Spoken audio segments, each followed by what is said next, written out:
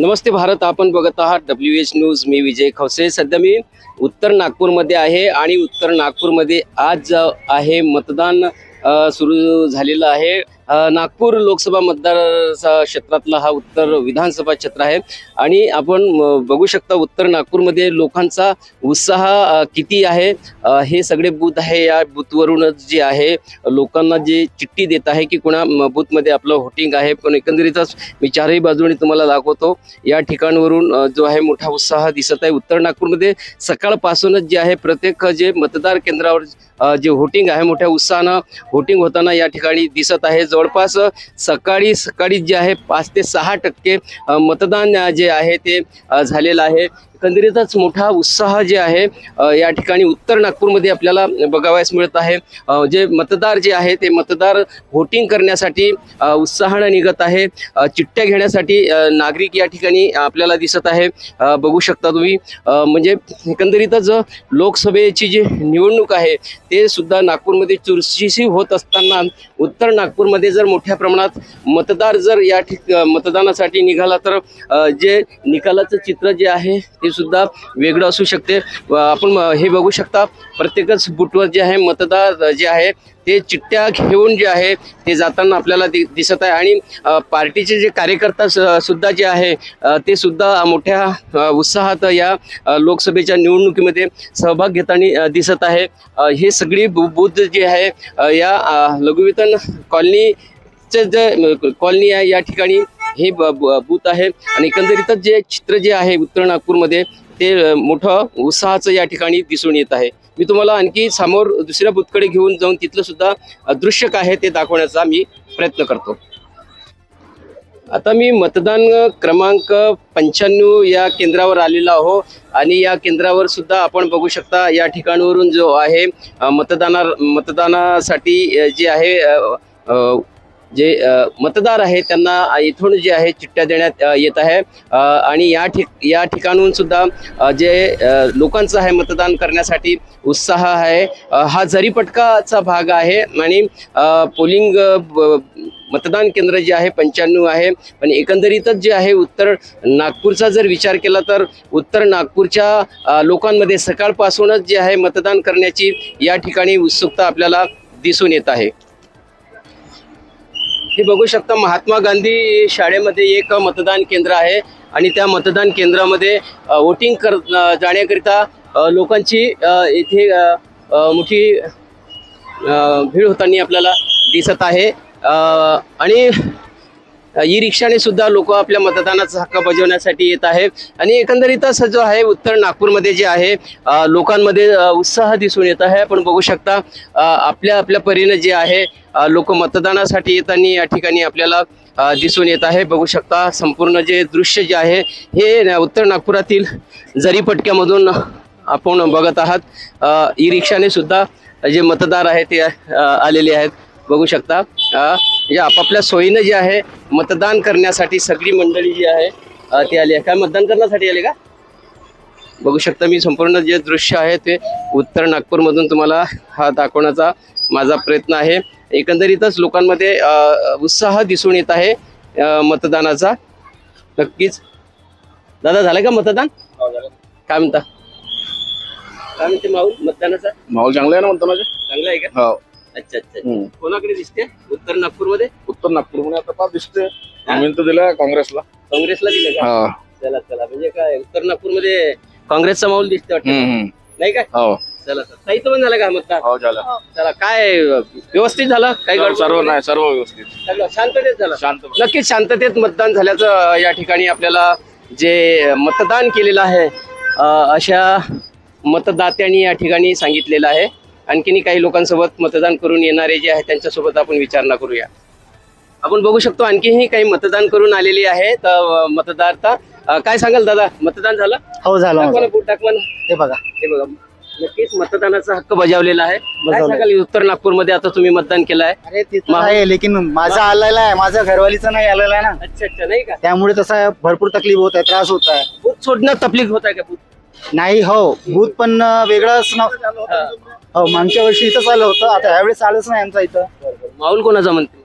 माऊल आता बघू। कोणाचा? तुमचा माऊल कोणाकडे आहे? आमचा मौल आता काँग्रेस आहे. चला ठीक आहे, आमचा माऊल काँग्रेसकडेच आहे. नक्कीच उत्तर नागपूर आहे आणि उत्तर नागपूरमध्ये एकंदरीतच जे आहे मतदान करण्यासाठी लोकांचा मोठा उत्साह या ठिकाणी दिसून येत आहे. आपल्यासोबत काही कार्यकर्ते सुद्धा आहे. साहेब नमस्कार. नमस्कार नमस्कार. काय म्हणतात, शांततेत चालू आहे मतदान? मतदान शांततेत सुरू आहे, एकदम व्यवस्थित सुरू आहे. सर्व उत्तर नागपूर आमच्या एरियात सर्व काँग्रेसमय आहे. काँग्रेसमय पूर्ण उत्तर नागपूर, पूर्ण टोटल काँग्रेसमय. पण बूथ तर काही भाजपचे सुद्धा लागते बूथवर चिठ्ठ्या भले काढतील पण मत काँग्रेसला देतील. अच्छा अच्छा, म्हणजे उत्तर नागपूर गड हा काँग्रेस. काँग्रेस यावेळेस काँग्रेस. तुमचं मतदान झालं का? हो. मतदान झालं. हे बघा, मतदान करून आलेले आहे. म्हणजे उत्तर नागपूरची एक विशेषता आहे की सकाळपासूनच जे आहे लोकांच्या मनात खूप उत्साह आहे मतदान करण्याचा. काही लोक सुद्धा आले आहेत, त्यांच्याकडून सुद्धा आम्ही जाणून घेऊया मतदान करून आले असतील तर. धन्यवाद दादा. काही मतदान करून आलेले आहेत, त्यांच्याकडून आपण सुद्धा जाणून घेऊया. उत्तर नागपूरचे लोक मतदान करून आलेले आहे, काही मतदानासाठी जात आहे, पण एकंदरीतच लोकांच्या मनात काय आहे ते सुद्धा आम्ही टोटवण्याचा प्रयत्न करतोय. म्हणजे लोक काय सांगतात, कोणाचा माऊल आहे यावरून सुद्धा एक गणित जुळल्या जाते. आणि उत्तर नागपूरच आहे. दादा मतदान झालं का? झालं. काय शांततेत? बिलकुल बढ़िया एकदम काही शांत. गडबड नाही. नाही ठीक आहे बढ़िया शांती ना. रिक्षावाल्यांना त्रास नाही. हे मतदान करून आलेले आहे दादा. थोडस त्यांना सुद्धा आपण थोडं विचारणा केली तर बरं राहील. नेमकं या ना इकडं दादा, इकडे या ना. तुमच्या सोबत बोलायचं आहे ना, मतदान करून येणाऱ्या लोकांसोबत बोलायचं आहे. बोला. उत्तर नागपूरमध्ये मतदान. उत्तर नागपूर काय माहोल कोणाचा म्हणते उत्तर नागपूरमध्ये? आता माहोल पण आता कोणाच्या तुमचा माहोल कोणाकडे आहे? तुमचा 5 बरं. काय मुद्द्यावर तुम्ही मतदान केलेलं आहे? म्हणजे मुद्दा कोणता आहे तर तुम्ही कोण्या मुद्द्यावर तुम्ही मतदान केलं? मुद्दा जो काम चांगला करून त्याचा मुद्दा होईच आहे. बरोबर. जो हा, काम केलं पाहिजे चांगला. हे बघू शकता, हे सुद्धा मतदान करून आले आहेत का? हा काकाजी, हे बघा, ई रिक्षाने स्वतः येऊन थांबून जा, बसू द्या त्यांना, व्यवस्थित बसू द्या. समोर घ्या. म्हणजे म्हातारे सुद्धा जे आहे, म्हाताऱ्यांनी सुद्धा या मतदानामध्ये भाग घेतला. आणि काही लोकांचं म्हणणं आहे की विकासासोबत जे आहे त्या विकासाला मत आमचं आहे, असंही सुद्धा बरेच. तुमचं झालं का मतदान? तोंडाची पट्टी काढा. ही युवक आहे. युवकांचं मतदान जे आहे खूप महत्वपूर्ण आहे आणि युवकांचा सुद्धा तेवढा मोठा सहभाग या मतदानात राहिलेला आहे. आपल्यासोबत युवक आहे.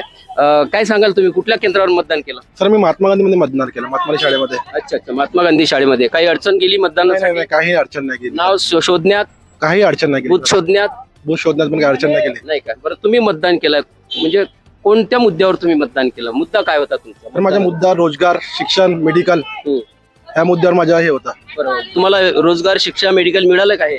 नाही मिळाला सर. हं? नाही मिळाला. 10 वर्षात मिळालं नाही, म्हणून त्या मुद्द्यावर तुम्ही वोटिंग केलं. नक्कीच. काय युवकांना काय सांगाल तुम्ही? तर माझं एकच म्हणणं आहे की सर्व लोक यावेळी वोट द्या, घराच्या बाहेर निघून द्या.